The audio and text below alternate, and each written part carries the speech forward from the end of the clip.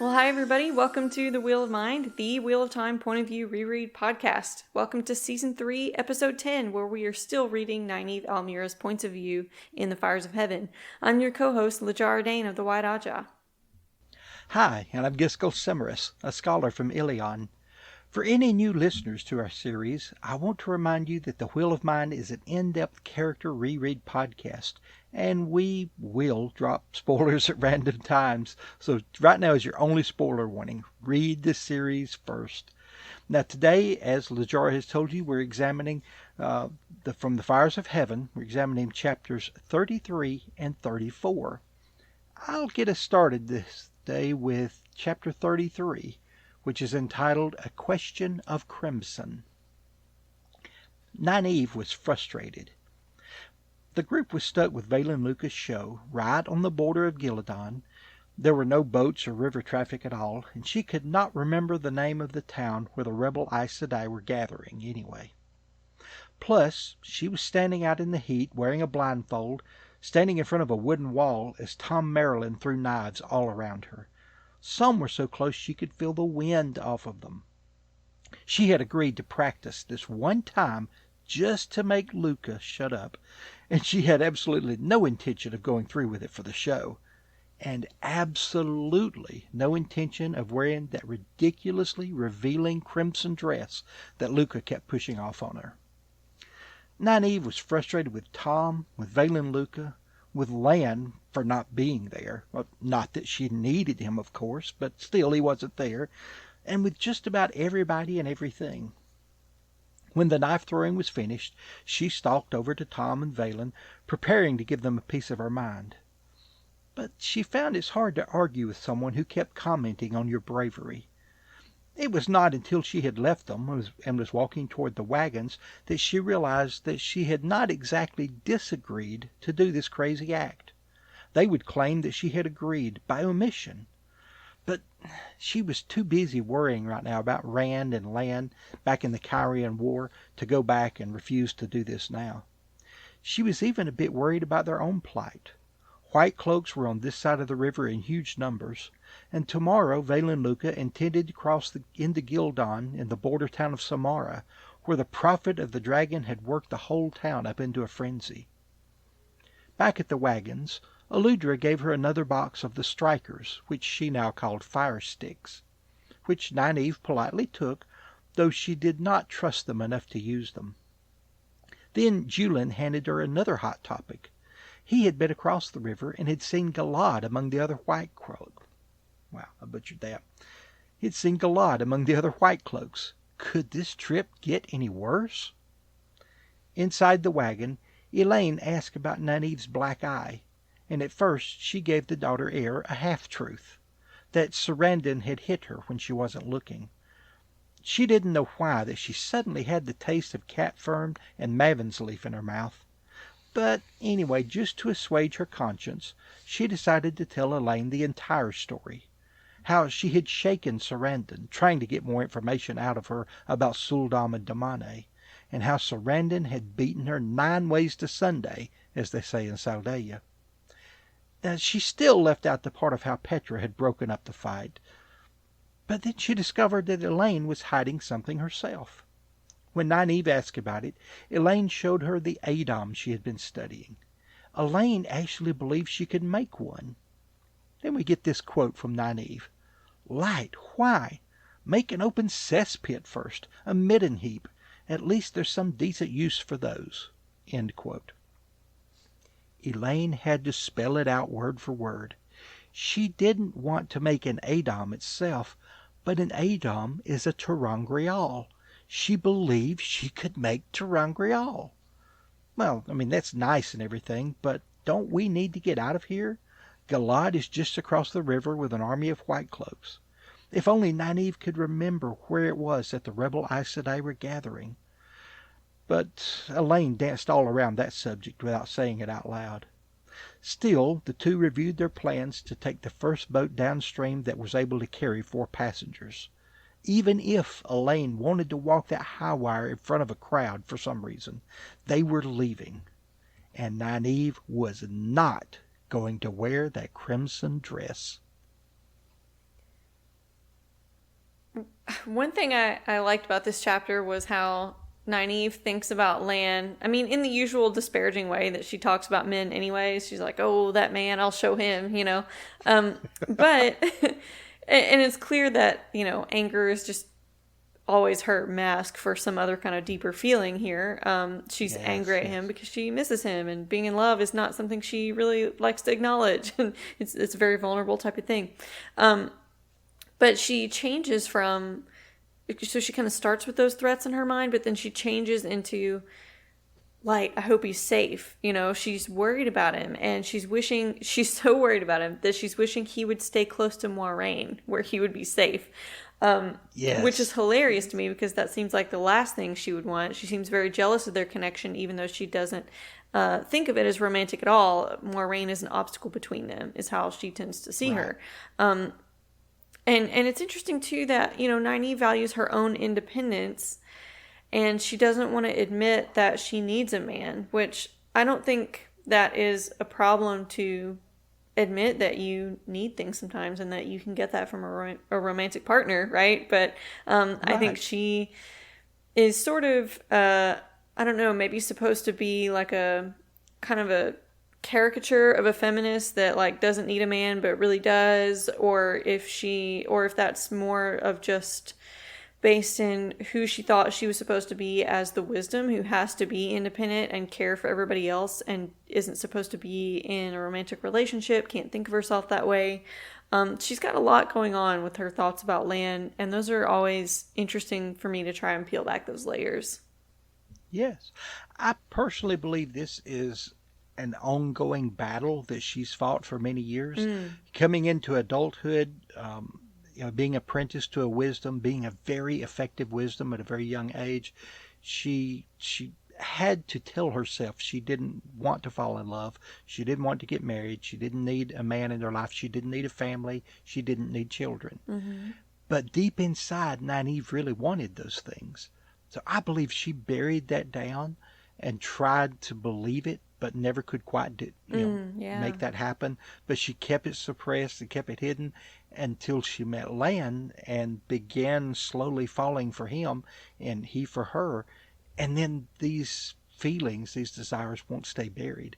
She really does want a life. She really, that's why it was so painful during her accepted training, or not training, I'm sorry, during her accepted test in the Angreal, that the hardest thing was to leave him and these children that didn't exist yet in this potential future that she faced. So, yeah, it's a struggle that I think she has suppressed for years until she denied it to the point she will not allow herself to feel these things, but they're there. So when she does feel them, she has to try to explain them away. She has to try to say, well, I don't really need him, but she does.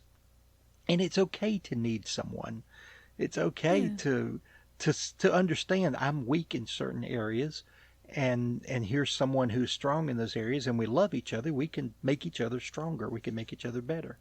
It's okay if you don't need someone. Either way, you know, it's fine. But I think the truth here is to not lie about it. If you're someone who doesn't need someone and you're better off on your own, then don't lie about that. Just admit it. If you're someone who needs someone else, and you know something about you feels weak and incomplete if you don't have someone there, then be honest about that. Don't lie about it. Don't be what Nynaeve is doing here, or don't be what she's being here. Someone who, they need it, they desire that, but they got to keep convincing themselves that they don't. Just be honest with it, Nynaeve. Yeah, she's not known for her self-awareness. Not at all. Which brings me to my point about how she, I think it's funny, it's a tiny little line, but she thinks about how, I never should have let Elaine talk me out of abandoning that coach, because they left so much behind in the coach, and they would have had their own kind of autonomy instead of having to travel in one of the show's wagons and those types of things. Yes. But it was Nynaeve's idea to abandon the wagons. It was Nynaeve's idea. Yeah, Nynaeve was the boss of what they kept and what they abandoned. We were just talking about that in our last episode, how practical she was and how, pragmatic and frugal she could be. And, I mean, Elaine didn't say anything of the sort. She and Tom were like making eyes at each other, not even really talking about plans for the most part. Nynaeve was doing everything. Which is a fact that she would probably weaponize in a different situation. Like, want to be the martyr of like, oh, I was doing everything while y'all were all being all moon-eyed or whatever. Right. I don't know. I could just see that. Yeah. Yeah, she tries to justify every decision and every situation, and the justification changes every time. And she's always moving the goalposts. Right, yes, perfect illustration. That's one of the things I love about reading her character. I think she would be frustrating to be around. Mm-hmm. I would be, I would have to walk away from Nynaeve for a while. I would just have to, if I were with her in person. But to read about it and to get inside her head, I find this very entertaining. Yeah, and it's so realistic. Many of us know people like that. We probably all have a person in our life who lacks self-awareness to this degree, that can teach us patience, I guess. Nynaeve would be one of those people that if you sort of were forced to be around her, you might just have to accept her as a teacher in a way, like difficult, in the way that you can think about kind of difficult people that you sort of have to deal with. Okay, maybe I can learn a lesson from this and come out on the other side better, just so I can keep my sanity. I've got to think about it that way. Yeah. I don't know why she doesn't channel throughout this entire chapter, because this is nothing but one angry, frustrating moment after another. She definitely could if she wanted to access it. Yeah, but I guess they're too scared to in Gildon. That's probably the only... yes. I mean, the white cloaks everywhere. Yeah. They're not going to give them an excuse. But it begins, this chapter opens with her being blindfolded. Everything's dark except she can see a little light below the blindfold, and she feels the knives, plunking into the wood right beside her. Her hair is not braided right now, and she even has the thought, if he so much as slices one hair, because one lands right beside her head, and she's really afraid right now. But again, she has to turn that fear into anger, because she can't let herself be afraid. That's just one of Nynaeve's character traits. She will not allow herself to be afraid. She replaces that emotion with anger, or in this case, it's sort of a mild simmering. That's why I use the word frustrations. She's just putting it on a low boil here in the background. And when she stalks up to Tom and Valen and Luca, and they are just beaming and they're so happy. And Tom he goads her at this point, which is not wise. Tom is normally a wise man, but he goads her, said, well, does this mean that I can't be blindfolded next time? And she's not even, that's not even in the plan at all. In fact, she's not going to do any of this until they distract her, or Valen especially, with all these compliments, which she just ignores, and then starts talking about her bravery. Now, he found what triggers her, not toward anger, but toward into compliance, something different. Yeah. Yes. This makes me think of what we've guessed might be Nynaeve's daddy issues. And losing her father, a man whom she looked up to so much, that here now she's being complimented on her bravery and how strong she is and how great she was doing. And that anger starts calming down a little bit. Now it comes back when he asks about her black eye, and of course I even had to flip back several chapters trying to see what happened with this incident. Yeah. And then later you get into it later in the chapter. It's a flashback. It's something that happened off page. But he asked about it, and I love her reply. I didn't like the way it looked at me in the mirror this morning, so I bit it. End quote. Yeah, that's the most smart aleck Nynaeve has been so far. That was pretty witty. Yes. And I love it. That's one line that has stuck out to me every read through, and I laugh every time. It's just, it perfectly sums up how she's feeling right now. And I'm not happy. You're not going to make me happy, so quit trying. Quit complimenting me here. So yeah, that was a fun one. But when she later on has to explain this to Elaine, who had not seen her all day either, she starts with the explanation, well, Sarandon hit me when I wasn't looking. And that instantly makes Nynaeve feel guilty. And she justifies this by saying, well, I can't give half-truths. That's really, that makes me feel bad. That makes me feel guilty. But when she told of the story, she still left out parts of it. Yeah. She left out how Petra came and had to physically separate them and held them there until each of them apologized to the other. And even when Nynaeve hit him, it just made her hands swell. It did nothing to him. I really like the writing in that section. I mean, you have what she's saying out loud, and then the flashbacks of how she's remembering it in her thoughts. And I mean, as a person who does have, I would say moderately high degree of mental imagery when I read, which I know some people don't. People are all across the spectrum on this, right?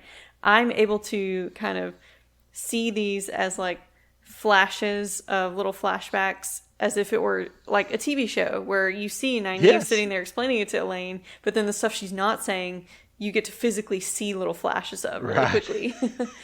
Yes, exactly. I love that duality of seeing what's in her head and hearing what's coming out of her mouth, and it being two different things to a degree. But the guilty conscience bothered her to the point she was tasting that bitter concoction that she had made Egwene drink before, and that Egwene almost made her drink in Tel'aran'rhiod. So yes, that's there. That's, I don't know. I would say that's a manifestation again of her guilty conscience. But she justifies it by saying, well, I shouldn't tell half-truths. Then she tells a half-truth. So telling a half-truth doesn't really bother Nynaeve. That's not what was making her feel guilty. What made her feel guilty is she left out the parts where she was complicit in starting the fight. Yeah. And once she told that, then she felt okay. Right. Even though she still only gave half the truth. And the truth was she had questioned Sarandon about Adams, Suldams, all of that. Felt like Sarandon was not giving her the entire truth, so she grabbed her and shook her.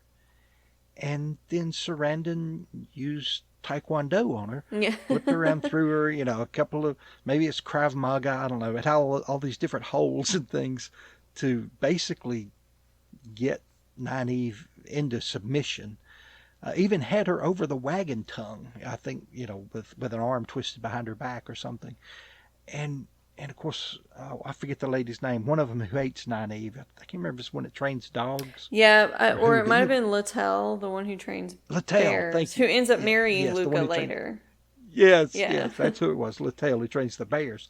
She comes over and gives Sarandon a stick. Here, use this. So she was really being helpful. Yeah. And the imagery of that's just so funny to me, because it's a terrible situation. But it's the fact that Nynaeve, she couldn't bring herself at first to admit she was at fault. But her conscience wouldn't let it rest until she admitted she was at fault. And again, she didn't have to tell every detail, but she had to tell enough that Elaine understood, yes, it was my fault. I basically started it. I did wrong, and here's what happened. And once that was done, she felt fine. There was no more the taste of Mavin's leaf and cat's fern and all of that. So I find it interesting. She still can't put her finger on what bothers her about some lies. Yeah. But I do like the fact that we as a reader, if you look at it, you can clearly understand it. Yeah. I mean, she doesn't know on a conscious level, but she is, you could say, classically conditioned, like a Pavlov's dogs kind of situation, exactly. for that taste to show up and alert her that she should steer away from that topic and try massaging it a different way. Right. Try massaging the truth just a little more gently, so it's not quite as bent out of shape. Yes. Yeah, total lack of self-awareness, but on some level, her body knows. Her body is keeping up with the lessons she's learned, even if her consciousness that speaks to and interacts with people really is not keeping up with that as well as we would like. But I mean, Nynaeve would not be as interesting to discuss if she didn't have this issue. I mean, her her lack of self-awareness and her denial makes her very interesting. And it's kind of funny how, I mean, we've talked so much about how that's very similar to Matt, and he's very beloved. Yes. Nynaeve gets a lot of flack. I think actually both of them do. I think they are both kind of two sides of the same coin. Right. But most people who like one and not the other don't seem to appreciate the similarities. So I've grown to really appreciate just how similar they are, even if those two never would see it. Right, I do more and more as we go through this. And again, here's another parallel in the physical responses to what's going on in the background. Is, with Matt, it's, he's got all these tumultuous ideas, and he chooses by just taking action. Yeah. With Nynaeve, she has all these things going on in the background, but she's feeling or in this case, taste. She's experiencing a physical sensation. Yeah. That's tied to what's going on mentally in the background. So, I had not looked at that as being a parallel before. I hadn't either. I love that. It's a physical response to that inner psyche, I guess you would say. You could probably word it much better than I. But. Oh, I think you nailed it. I don't think I have anything else to add to that. Okay. And we talk a lot about her lack of self-awareness, her being in denial so much, her using anger as armor, but she also has some good qualities too that are interesting to discuss. How she's so protective, and so altruistic in some situations when it really comes down to taking care of her people. And I like seeing how concerned she is about Rand when she gets news about how he's running Kyrian and how he's enforcing the death penalty and stuff like that. They're talking about how he watches executions with just a totally straight face, doesn't look affected at all. And we know that that's because he's doing that on purpose. He's making himself hard enough to be able to handle that. It really does tear him up to have to do those things, but he's not showing that, right? Nynaeve just kind of grieves for the innocent child he used to be, thinking about, oh wow, how could this merciless man be ordering and watching executions? That's sick. Like, he must have changed so much since the last time I saw him, and she's really worried about him. She is, misinterpreting what he's going through, and that's what most people do with Rand. They think about his outward appearance as arrogance, and I mean, they can't necessarily be faulted for that, because that he is trying to project that amount of strength. The messages he's trying to send about how unaffected he is are going through, even though he is actually internally way more hurt and affected by everything that he's going through. It's just sad that the people who seem to care the most about him don't know that, but I think that is that's what a lot of people with any kind of trauma or mental illness and the types of pressures that Rand is going through, they're so good at hiding it that people don't reach out to see if the person needs help because they're trying to hide it. You know what I mean? But inside, they really wish somebody could take care of them. Somebody would notice, somebody would reach out. So yeah, I just wish that they could have met up a little sooner, because Rand's arc is so very painful. And I like that Nynaeve is one of the few people thinking of that, and it just reminds me also of Matt being a real jerk to him, but there are those moments where he feels regretful, or he feels concern for him that nobody else is expressing, like, oh, somebody's told him about this male Adom thing, right? That was one of the moments that really came through, or when Matt's concern for him came through.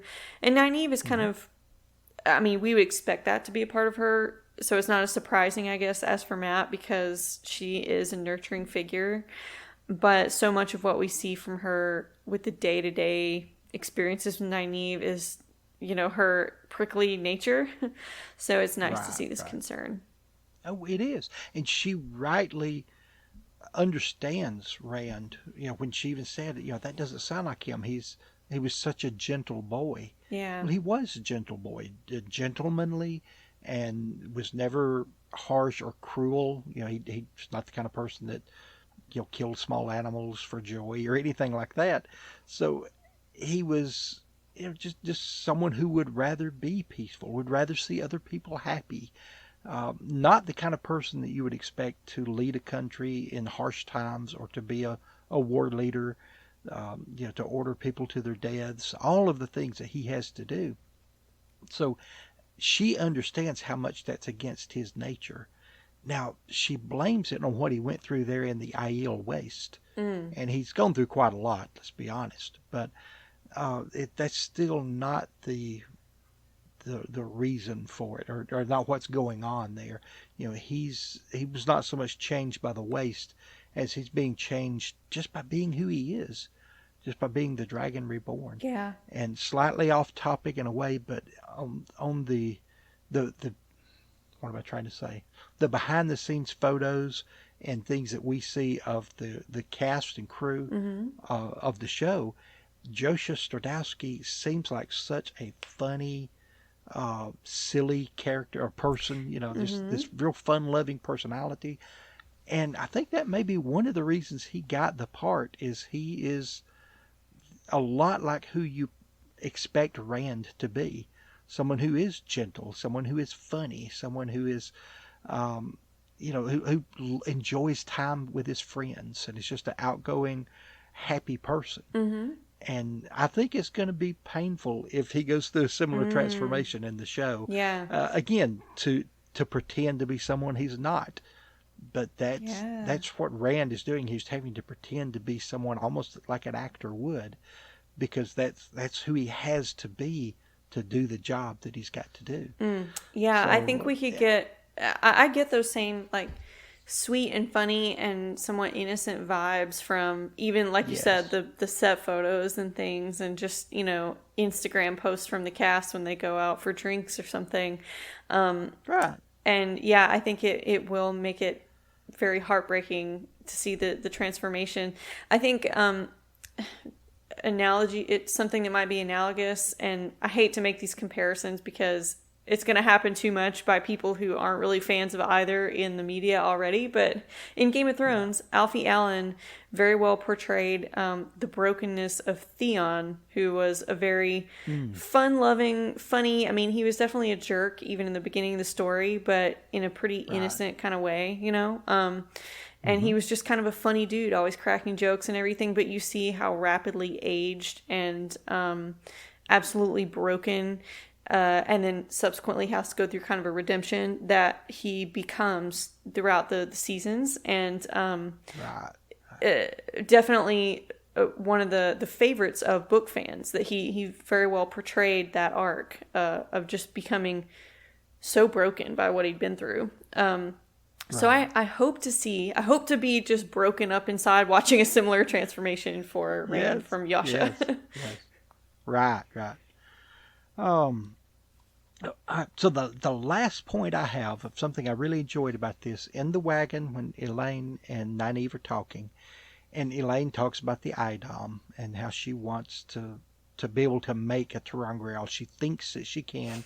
She spent some time studying it, keeping it hidden because she's a little ashamed of what an Idom is and what it does.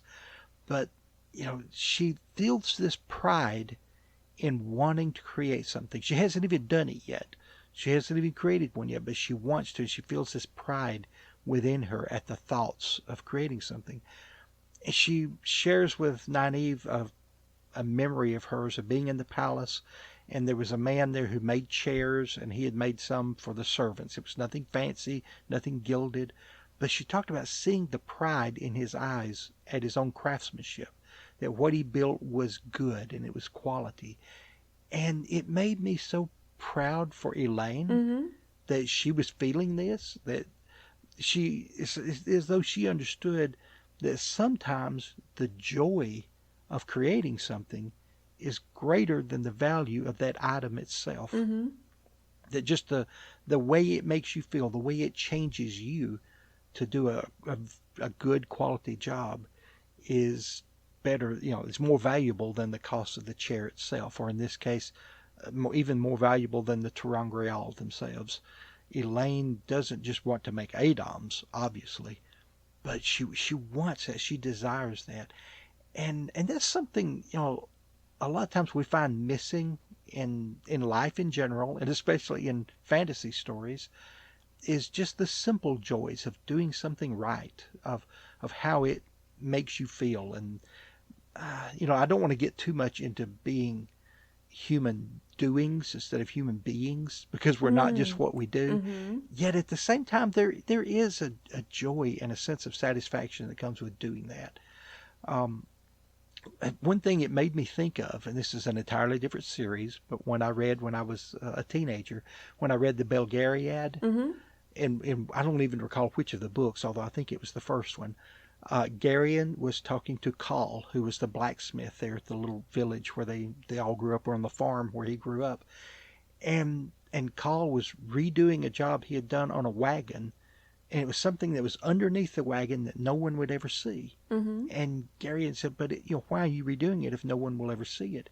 And Call said, "If I don't, I'll think of it every time I see that wagon go by." Mm.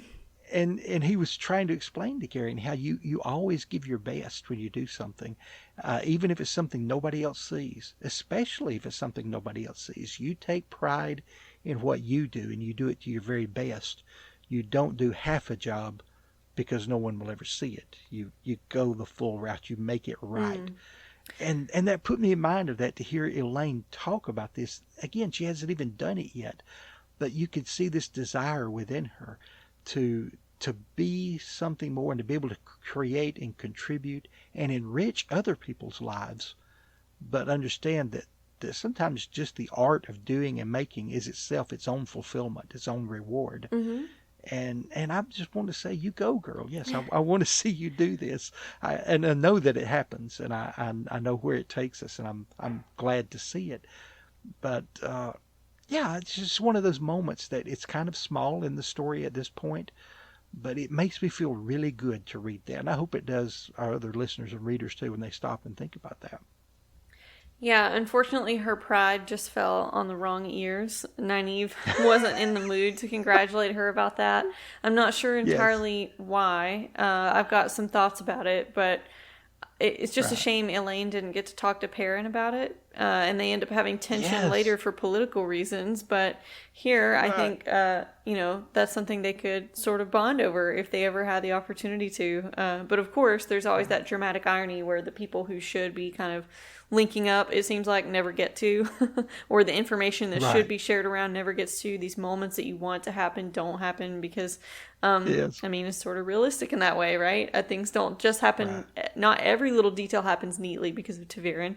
And that idea of doing something to the best of your ability, even when it's not going to be visible to anybody else, doesn't really come into this chapter, but I like that you made that connection, because if we're digging into Elaine's character for a moment, I think she could appreciate that concept, because she probably has been trained since birth, knowing that she's always going to be on display as the daughter heir, as the future queen. Everything she does has to be done as if everybody's watching, because basically everybody will, even if she thinks nobody's looking, it's something that'll end up being spread around by the town crier, or if they have a printing press soon, newspapers the next day. So she is very, I think, has to be hyper aware of being a public figure and always doing everything, to the best of her ability for the optics, if for nothing else. But I like that she's tapping into this idea of pride and a creation, because she probably never has had the opportunity to do anything like that before. All of her abilities have been trained in a very verbal and socio-emotional kind of realm, not in a realm of crafting anything physically. So that's just what you do for society, not for what you do with your hands, right? Right, and it's the thing that many workers, have to do, because that's like a trade maybe they were born into in their family. And Elaine does get the privilege to kind of sample that out and romanticize it a little bit too. But I like that she is able to appreciate what people in different stations in her realm do. So if nothing else, I think her creating Terangrial gives her that appreciation for the craftspeople in her realm and the farmers and everything else. I think it's interesting that Nynaeve does not vibe with this. I think it's just because of the mood she's in, because I think it's something she would agree with. It's a sentiment she would have about crafting the appropriate set of potions for somebody, or I don't know. It just seems like she would think about a lot of her herb lore past and even other things that she's done as a wisdom as something else she could similarly take pride in. I think she's just not in the mood to validate Elaine right now because she's worrying about other stuff. And because she's like, Exactly. okay, that's great, but that doesn't matter right this second. We have stuff to do. We got to figure out what we're doing next. We got to get out of here because I'm not going to let people throw knives at me. Yes. So, yeah, I think Nynaeve would vibe with that, but as she sees it, whatever's at the top of her mind has to be imported to everybody else right now, and Elaine's info dumping is just not a part of the picture for her. Right. Elaine is equating this to relearning some of the things that were lost in the Age of Legends. Maybe even recreating something like Whitebridge, something is so amazing. And Nynaeve is thinking, well, if a man wants to build a bridge, I'll let him do it. More power to him. I want nothing to do with it. But you're right. She normally has this very practical nature. It's the sour mood that she's in. I think you nailed that perfectly. Oh, but that's all I've got about this chapter 33. Yeah, same. So I'll go ahead and start my summary of chapter 34, A Silver Arrow, which opens with Nynaeve, Elaine, Tom, Julian, and Vale and Luca dining on the gourmet dinner Elaine had prepared. So there she goes, continuing to vibe with that feeling of crafting something awesome that other people can use. Luca kept flirting with Nynaeve, and she claimed not to be able to understand what he meant much of the time, and had to keep stopping herself from admiring his nice legs. She turned away from him, but only subtly, not trying to make it obvious she was running away. She put her hand on his as she thanked him for dinner. All the while, Elaine and Tom kept giving her judgmental and amused looks. After she left him to do the dishes, she and Elaine went back to their wagon, where the daughter heir berated her for leading him on, a charge which Nynaeve, of course, vehemently denied. Here she had been, trying to hold her temper, something people were always telling her to do, and now Elaine wanted her to, stab the guy or something? She just couldn't win. She asked Elaine for the ring to enter Teleron Riyadh, but then they argued about that too. Nynaeve had been going by herself so often that she was too tired to go to the meetings with Egwene, and Elaine always had to do those. It had the wise ones and Egwene suspicious. Nynaeve wasn't avoiding Egwene after their last encounter in the Amerlin study, though. No, she wasn't, not at all. But Elaine finally relented and handed over the ring. But she was confused about why the wise ones never came with Egwene to the tower. Nynaeve put her off the scent by suggesting that the wise ones don't want to have anything to do with Aes Sedai, just like Nynaeve herself didn't. Elaine just couldn't understand why anybody would feel that way about the White Tower, though. As Nynaeve drifted off to sleep, she was thinking about how Elaine had been practicing when she flirted with Tom, and whether she herself might do any practicing with Valen. Of course not. She could never be so inconstant with a roving eye like a man. Lan's eyes had better not be roving, and she would not be wearing that scandalous dress. She dreamed herself outside the wagon in the menagerie's camp, incidentally wearing that red dress. She changed into very modest Two Rivers wool, and Brigitta showed up teasing her about that last outfit, recalling memories of wearing one similar to distract some guards once, and how much fun she and Geidel had afterwards. Nynaeve cut her off there, and they got to business.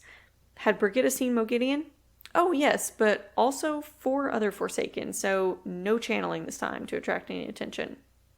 Brigitta showed her the dark place where the Forsaken were meeting, talking of their plans for how to snare Rand. Grendel, Lanfear, Samael, Ravine, and Moghedien were all there. Before Nynaeve could hear all of their plans, however, Brigitta pulled them back to the wagon. There was simply too much risk of being noticed. There was no need to keep pushing their luck any further. But as they talked of who and what they had seen and overheard, Moghedien appeared, throwing Brigitta into the wagon. The hero crumpled to the ground. The Forsaken then used flows of air to contort Nynaeve's body into a painful shape. Nynaeve taunted and insulted the woman to give Brigitta either time to rescue her, or, if the hero was dead, to work Moghedien into enough of a rage that she would kill Nynaeve quickly. Moghedien, who had learned they were in a menagerie, tortured Nynaeve for information about Elaine, but she refused to tell on Elaine. Just as Moghedien was working up some compulsion weaves and instructions, Brigitta struck her with a silver arrow. The Forsaken then glowed with light, and Brigitta's empty clothes fell to the ground as her body was engulfed in darkness and then disappeared. Moghedien herself disappeared as well, and Nynaeve fell to the ground, weeping for forgiveness over the loss of Brigitta. And thus ends Nynaeve's perspective in chapter 34, A Silver Arrow. I was so looking forward to this chapter, to the action of it, because this is one that not only contains a lot about the characters' internal growth and development, but there's a lot of action going on here too, and I love it. And then we get to the end where she's standing or on her hands and knees rather over these silver arrows and just crying, and it breaks your heart. So it's like, thank you, Robert Jordan. You ruined all my fun. I was wanting to relive this moment because I forgot how heartbreaking that was. So anyway, to kind of look at the whole chapter here, I have to say Nynaeve did pull a smooth move when Valen Luca reaches over to take her hand and she just sets a dirty plate in it and thanks him for helping Tom and Julie wash dishes. Love it. That was smooth now, yes. But she is constantly playing hard to get with him. And, I mean, she was just dumbfounded. How could Elaine think she's flirting with him, leading him on? Elaine mentions this is the only person you've smiled at in months ever. So don't even deny that you are a total grouch until you're around Luca. And Nynaeve continues with this charade to herself of, well, you keep trying to tell me to control my temper. Yeah, this false dichotomy. She's got all these different things. It's like it's either got to be, oh, if I'm controlling my temper, I'm like flirting, or if I'm not controlling my temper, I'm stabbing him. She's like, what do you want me to do? Stab the guy? I'm trying to be nice like you told me to. And obviously we know there's a wide spectrum in between those two, but I like how she manipulates the argument. She kind of wrests control of it away from Elaine by setting up that false dichotomy. Right. It's two extremes so far apart. Yeah, there's a very big contrast between them. The truth of it is, Nynaeve was not interested in Valen Luca. She was not. His personality, wouldn't work. But she did think he was attractive. Yeah. Okay. And she did really enjoy the compliments because, people do enjoy being complimented. Even if it's from someone who is not always genuine, and Valen Luca is not always genuine. He does not have her best interest at heart. He has his own. This is purely a thing of lust for him, not something where he truly cares about Nynaeve. But that doesn't mean that she doesn't enjoy the attention. Yeah. It just means that she's not romantically interested in him. And it's okay to enjoy attention from someone.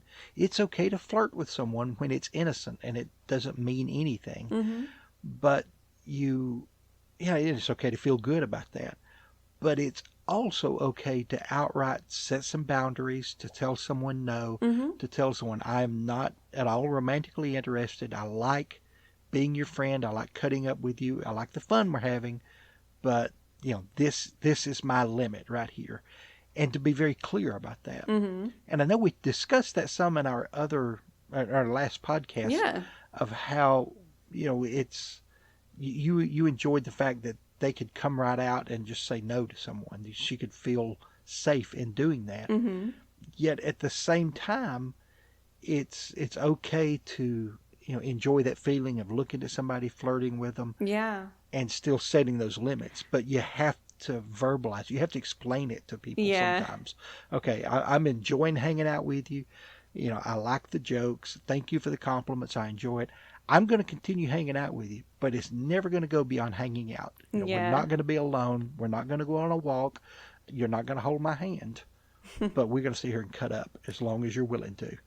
Yeah, and, this is another, I guess, exploration in how both of these women have the agency to decide how they want to interact with Valen Luca without feeling like they're in any danger. Right. So Nynaeve's just exploring that a few different ways. She did refuse him a little more carefully in the last chapter, I think, but now she's like, oh, let me just see what happens. And I think, like you said, she's not really attracted to him as a person. He has well-turned calves, of course. And she's not used to looking at men and thinking about them in that way. And so I think it could have been anybody who had popped into her life at this time. and just shown her some attention, and her being kind of awakened romantically by having been in a relationship with Lan. Now she starts to see herself in a romantic and a sexual way, whereas she never did before. So, she's had some desires kind of stoked. She wants to explore that. Lan is really far away. It's pretty much all the same answers Elaine gave us in the last chapter or in a couple of chapters ago about why she was interacting with Tom the way she was. And so it's interesting. It's just a way to see, for us to see how much Nynaeve has changed since the beginning of the series, I think. So, I still love you pointing out her smoothest move, though, of getting him to help with the dishes. That was her best, the best outcome that could have come from her leading him on in that way. And who knew that she had any tact at all until that moment? Right? It's the first time I recall any. But it's not uncommon to do some silly, stupid things when like you said, when you're beginning to feel your own agency and controlling your future and having the freedom to be around people that you're attracted to. It's not uncommon, and so she's, like you said, is very much in parallel with Elaine. Just a few weeks before, when Elaine was doing that with Tom, and just trying to kind of feel what it's like to flirt with somebody that you think is safe, because you don't really want to be involved with them, but it feels good to flirt. Mm-hmm. And what is this? How does this work? And you're kind of feeling that out. And like you said, Nynaeve is doing a similar thing. I recently learned that my maternal great-grandmother called that climbing fool's hill. Oh. when someone started acting crazy around someone they were interested in, she said they started climbing fool's hill. And it is it's a long, bumpy ride down when you fall off Fool's Hill. Oh my goodness, that sounds like it would be in the Wheel of Time somewhere. Robert Jordan uses some very southern country phrases with a lot of his characters anyway, that kind of seamlessly exist in this world. I love that. Right. Yeah. Had I read something like that from a Two Rivers person, it would have gone perfectly. But to find out that my great grandmother said that was a saying of hers, it does fit in very well with the setting of the Two Rivers for some reason. But, now another thing here with when she's facing Moghedien, however we want to say it on any given day. She has this thought, and I'll put it in quotes here. If only there was some way to warn Elaine, her dying would have to do it. End quote. That, again, is one of these altruistic impulses that we see from Nynaeve that you don't see often, but it's starting to show up more and more. Just as back in Falma, when she was prepared to draw the attention of the Suldam and the Damane among the Xianqian, to let Min and Elaine get away, to let Egwene get away if need be. She was willing to sacrifice herself. Yep. That's not common with her, but it's becoming more and more of a pattern because she's constantly put in very and increasingly dangerous situations. And so I like seeing that she doesn't think about it and plan about it ahead of time in each instance, but she's willing to.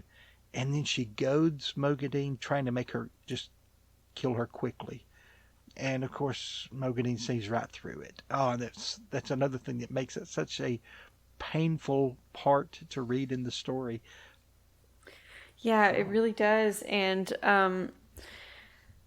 it's also painful how limited her choices are. Just like, with trying to contact Elaine, she doesn't really have any choices.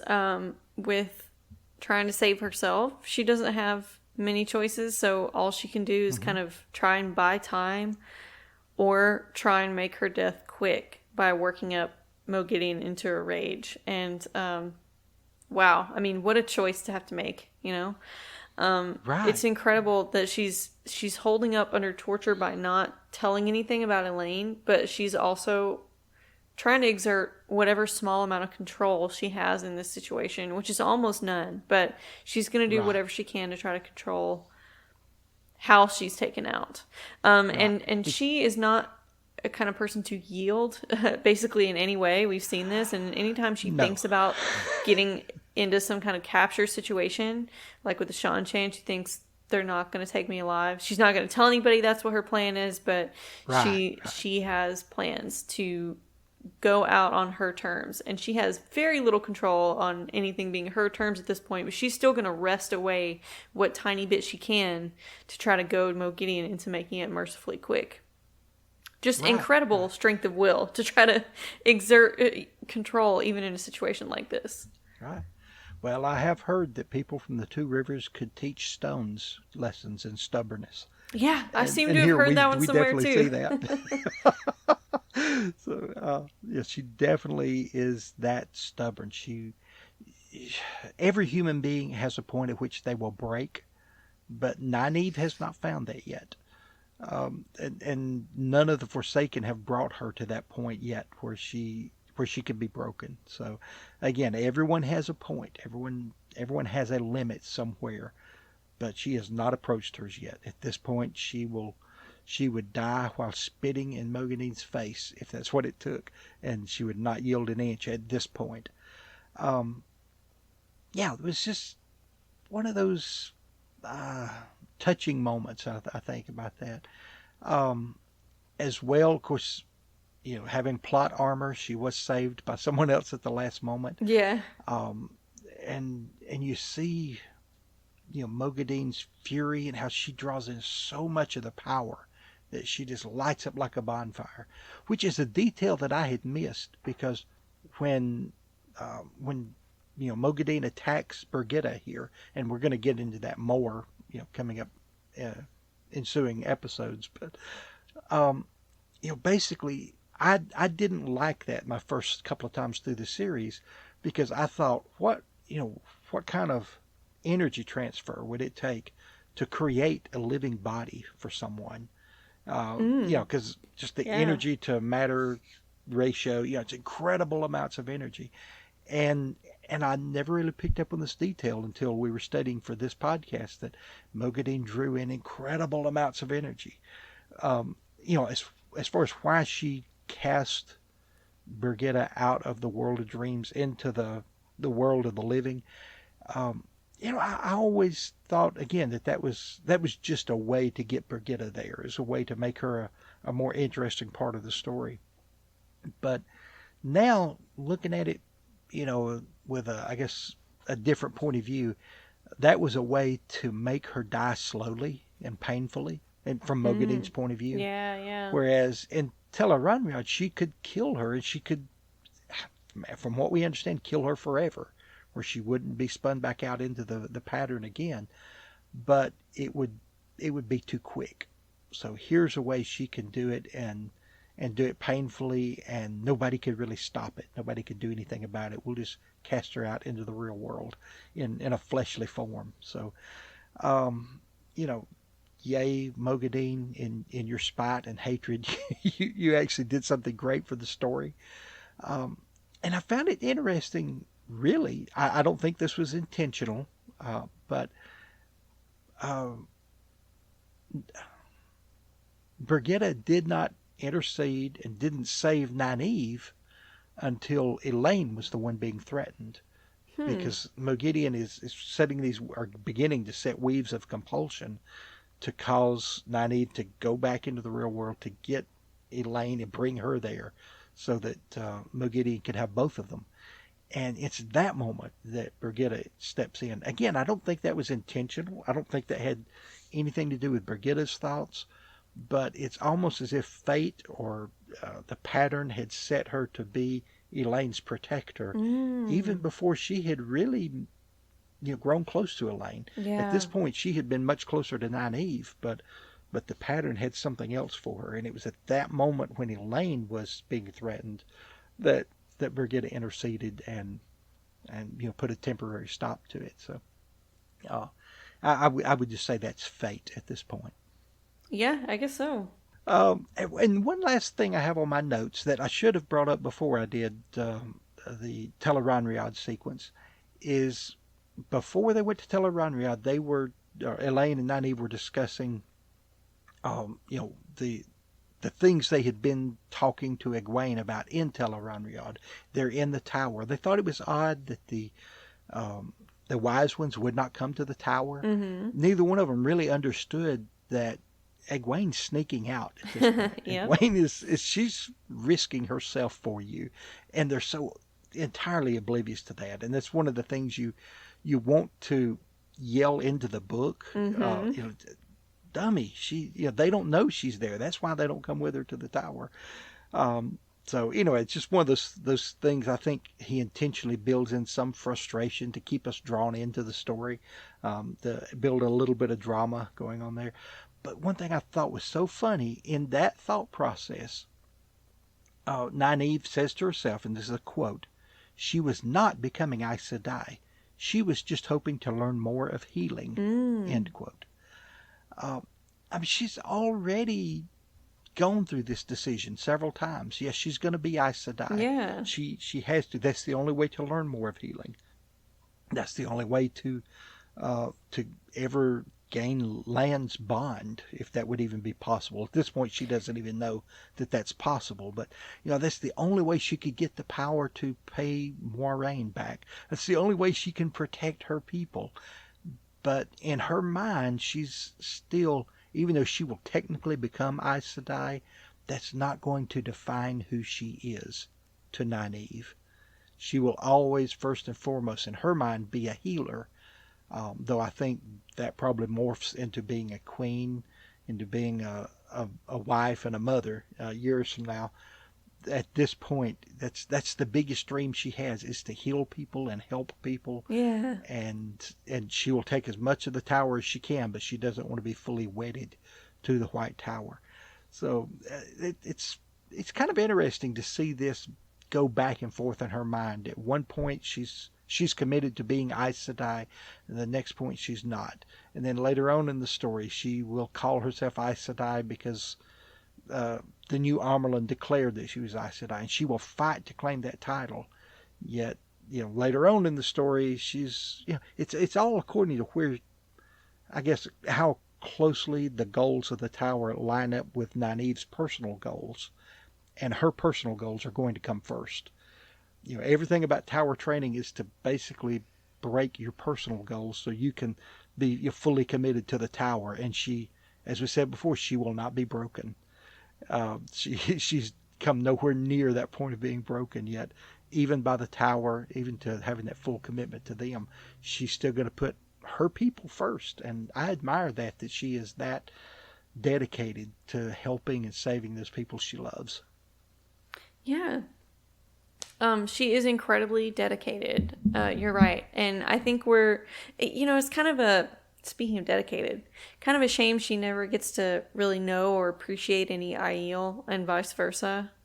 Because I think they would have a lot to respect about her. And if she realized that she had some things she could learn from Giotto, especially about like taking responsibility and owning up for her mistakes and everything, I think that could be a really cool connection and relationship. Yes. But I think maybe she'll absorb a little more of that later on, since they have such this cool like respect for Lan. I don't know. Right. Maybe she'll get some of that honor a little more vicariously, and they can get a little more of that appreciation for her. Yeah, she's definitely growing into a person who has more honor than she did before. Yeah. Or in viewing the world that way, in which things like that matter. She's definitely growing into that some. But it would have changed her so much to go through Rodion. I don't know that I'd want to see that. Yeah, you're right. I kind of do and kind of don't, because I don't think she could be as hypocritical, and so she wouldn't be as much fun to break down her character arc. I'm going to be selfish here, that it's more fun to talk about how she's thinking one thing and doing another than to see someone who would, more closely align those two. She would be a better person, but I don't know that she would be as fun a character. Oh my. Well, I hope everyone will join us next time as we record episode 11, where we're going to cover The Fires of Heaven, chapters 37 and 38. Wheel of Mind is written by Lajara and Giskel and produced by me, Lajara. Our original theme music was composed by Wendigo. You can find his new Lairs EP on SoundCloud, Spotify, and YouTube, and those links will be in the description.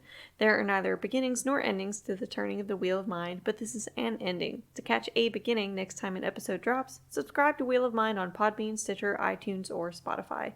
You can also find our episodes on YouTube under the channel name Lajara Dane. That's LaJaraDayne. To leave feedback, rate and review on whichever platform you use to listen to us, or contact us at lajaradane@gmail.com or at mind_wheel on Twitter. To support the show, subscribe to us on Patreon by visiting patreon.com/wheelofmind.